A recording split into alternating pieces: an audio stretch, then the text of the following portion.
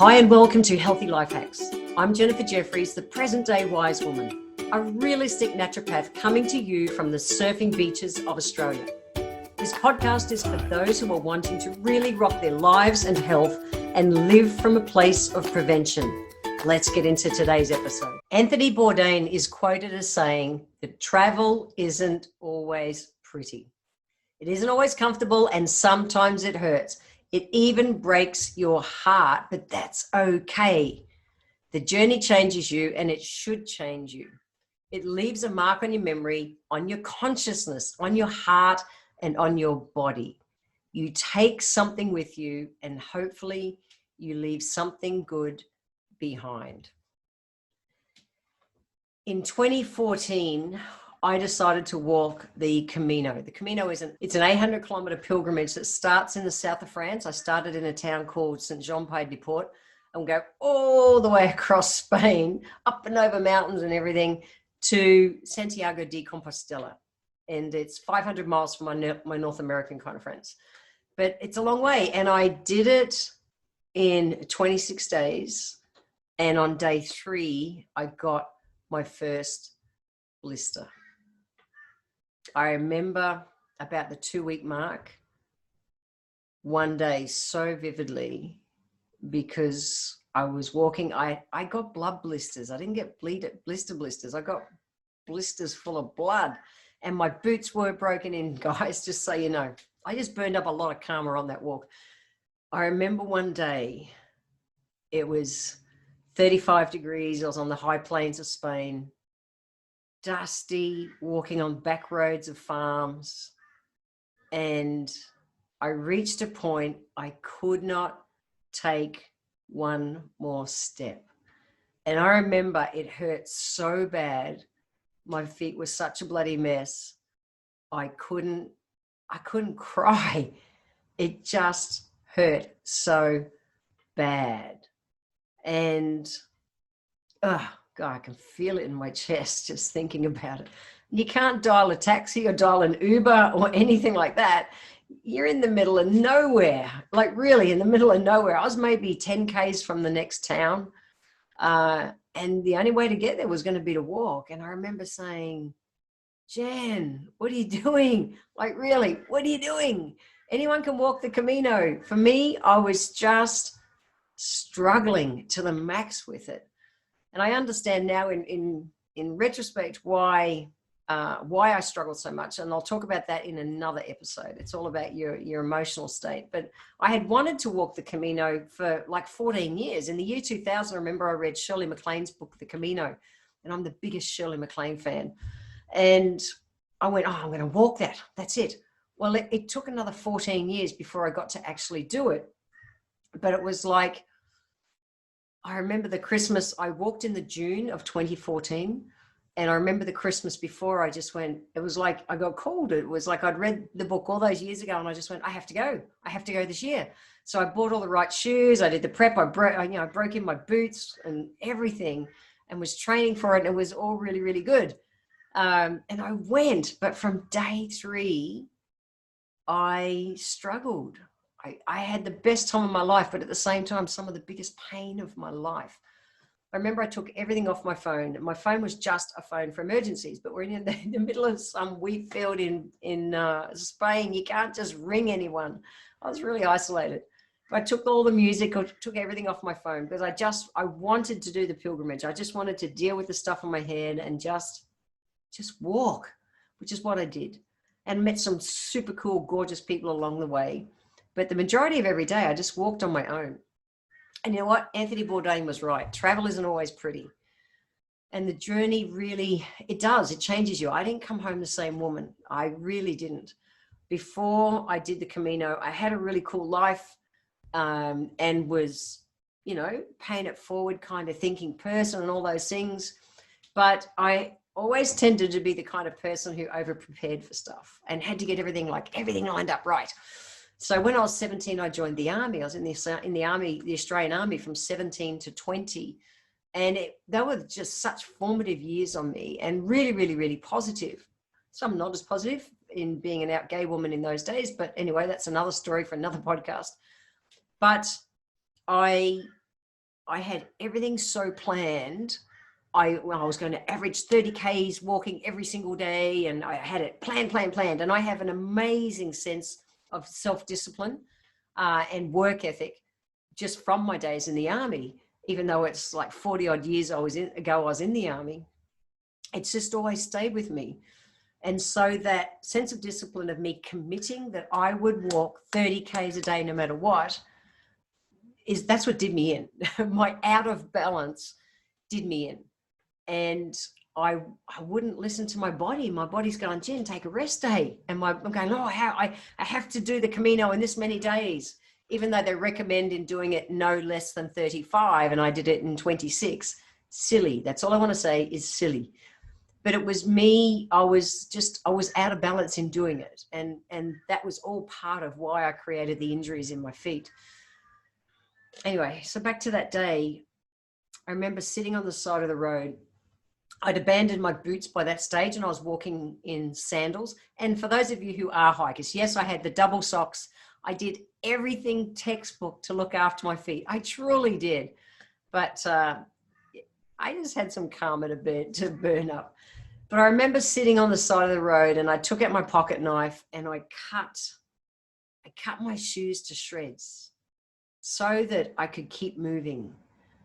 And when I eventually, oh God, I can feel it in my throat. Just it was big. It was big. And I remember it took everything in me to stand. And my feet were really sore.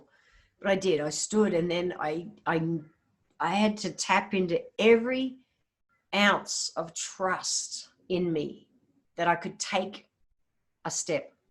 And then I took another step. And then I took another step. And I had to just keep a step. And every step just hurt so much. It was, and I'm serious, I'm crying now talking about it. But at the time, it hurt too much to cry. And hours later, I made it to the town. And I did take a rest day the next day.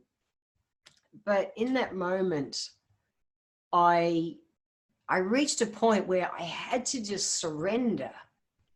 And I had struggled with the word surrender for a long time in my life because I thought it's kind of like, compromising and giving up. And it's not. It's like handing it over to something else. And I'm a very spiritual person. And I really got that, I had to just trust.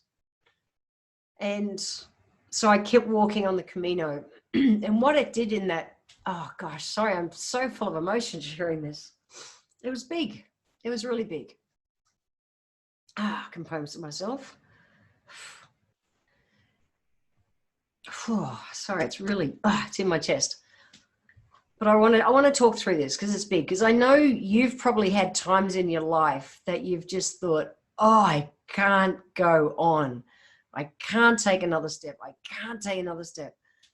It's exactly what I was like. And I had to what I did was just surrendered. I just went, I'm just going to stay so focused. I'm not going to worry about the 10 Ks ahead. I'm just going to stay present and walk. Slower pace, obviously, but I'm just going to do it. Just concentrate on just this next step in front of me. And once I've achieved that, I'm going to do the next step in front of me. And that's how I got going again. And I was able to walk through the pain.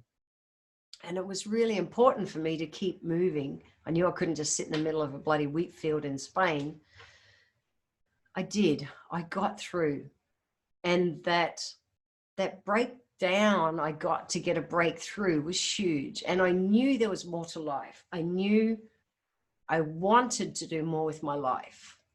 And that I got that feeling with that day that I just thought, I've had a really cool life and I've played bigger than a lot of people, but I've still really played small to what I'm capable of.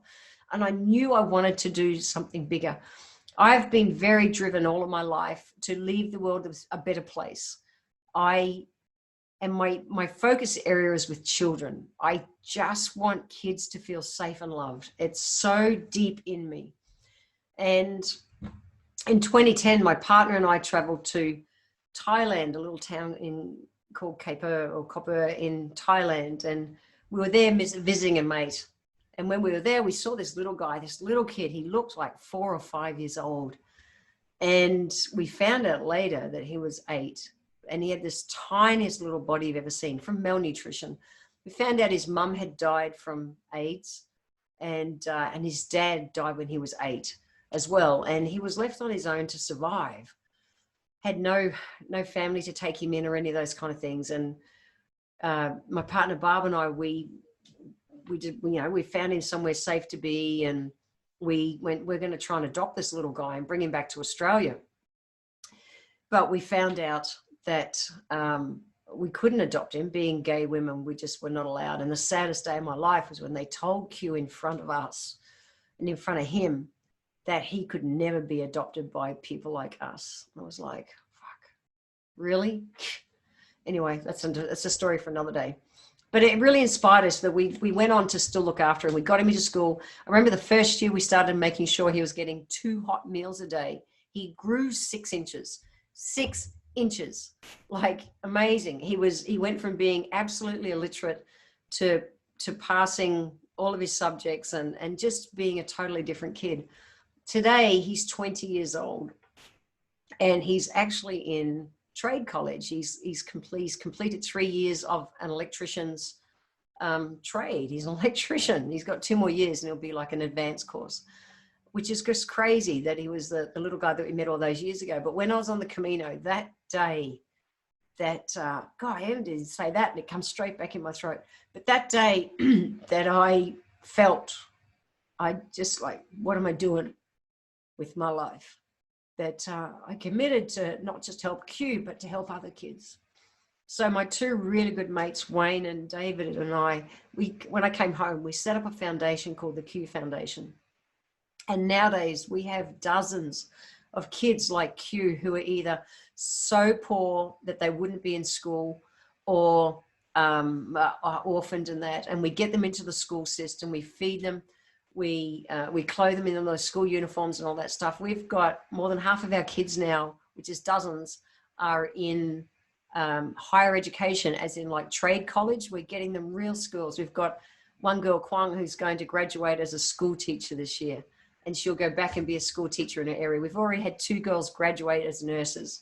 Like, such different lives. It's just crazy. But I know I wouldn't have had the thought or the vibe or anything to set up that foundation and help all those kids if I hadn't had that day on the Camino when I was so broken. I just wouldn't have. And you know what? There's no crystal balls in life. I never dreamt that was going to happen. I just didn't. I was just going to walk across Spain, which I did as a fundraiser as well, to help a girlfriend get a cochlear ear implant. That's another story for another day as well. What I learned was, like, I had a plan for how my Camino was going to work.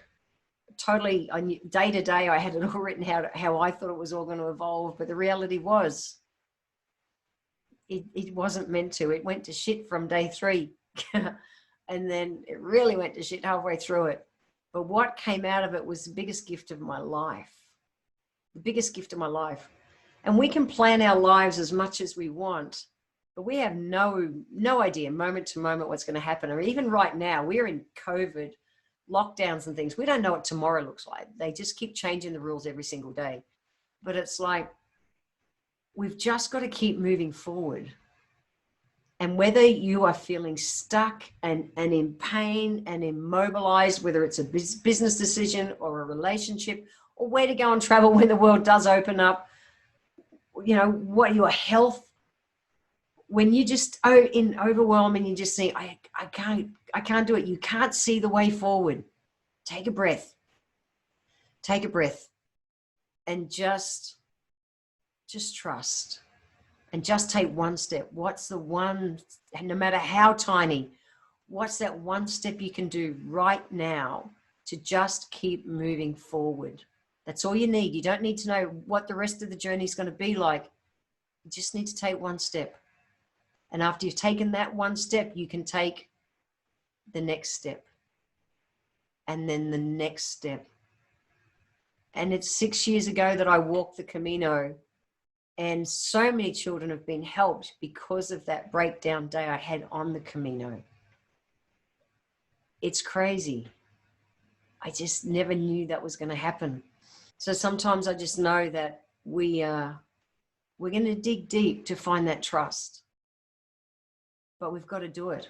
Like I say, plans can go astray, and you don't know what gifts are going to be in anything that's happening in life. We just don't know at the time. So why hold yourself back? Why hold yourself back if someone is saying you can't do this or you can't do that?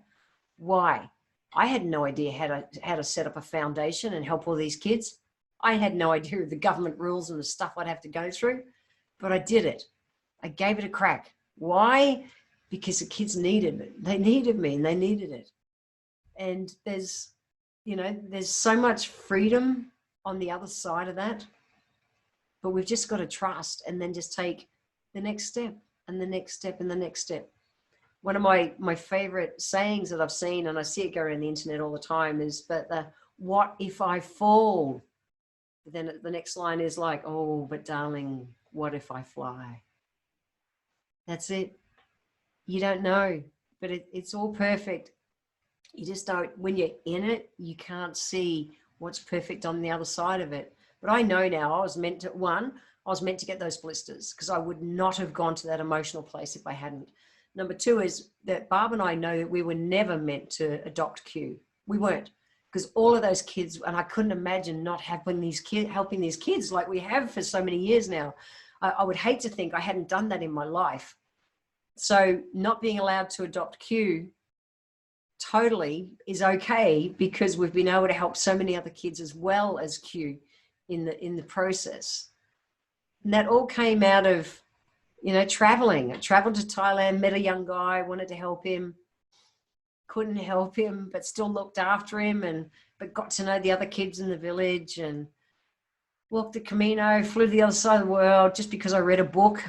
And traveling opens up our worlds, and it's not always going to be pretty, and it's not always going to go well. And some days it's going to be right friggin' painful.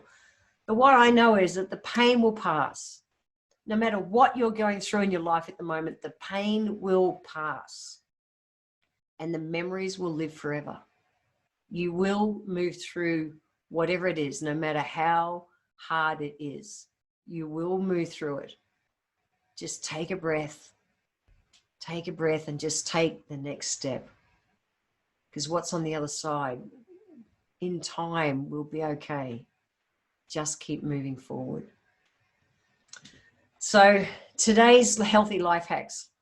So I want to leave you with 3 healthy life hacks today. The first one is, if you are in pain right now, just stop and breathe. Feel, don't suppress it. You can't suppress it, but feel it and trust, and just keep moving. Like I say, one step at a time, one step at a time, one step at a time. You will move through it, and just stay open to what's possible on the other side. You don't need to know what it looks like yet. You just don't know, whether it is work or relationships or your health or whatever, but just keep moving, guys. That's healthy life hack number 1. Healthy life hack number 2 is to say yes to something you've been holding back from. What is it? What have you not said yes to because you're scared of falling? Remember? Yeah, you might fall, but guess what? What if you fly? Just the next time, I live a life, I'm going to talk into it in another podcast, but I live a life of yes. Someone, like one of my great mates, he's also my assistant, Shane, he said to me, Jen, so surfing? And I went, yes, let's learn to surf. I am so addicted to surfing. But if I'd done that, what if I fall? What if I get dumped by waves, which I do every session, by the way. But the joy I have in surfing is mind-blowing. Why shouldn't someone take up surfing at 55? I sure as hell did. But that's it. But you've got to remember to just breathe and say yes. What have you been holding yourself back from? What is it? Take a breath, move forward. And then the last one is to hit the road and travel. And for sure, we are in COVID lockdown right now. It is August 2020. If you're listening to this podcast in the future, what a crack up this year has been. I usually travel 6 to 9 months a year, and I can't. The border's locked. I can't leave Queensland. what I'm doing, I'm just going with it. But I'm still letting my brain dream. I'm doing day trips and little trips. So that's it. I really encourage you to get out, because the adventures of meeting people, let yourself get lost. Don't always have a plan. Chuck the plan. After that time in the Camino, I don't travel with plans or anything anymore. And I have so much more fun. That's your 3 healthy life hacks today. I really hope that you've had value from this. Remember, you can grab the show notes if you go to my website. If you go to healthylifehacks.com.au, you'll be able to download the show notes. So go and check them out there. I want to thank you for being here today. If you enjoyed my podcast, please let me know by leaving a review where you're listening in from. Every month, I draw one lucky person who leaves a review to have a free 1-hour consultation with me. If you would like to receive a free copy of my Feed Your Body ebook, simply click the link in the comments below and join my newsletter, and we will get that free ebook sent to you. I welcome your emails, and you can write to me at podcast@healthylifehacks.com.au. Until next time, remember, when it comes to life, live it, love it, and get on with it.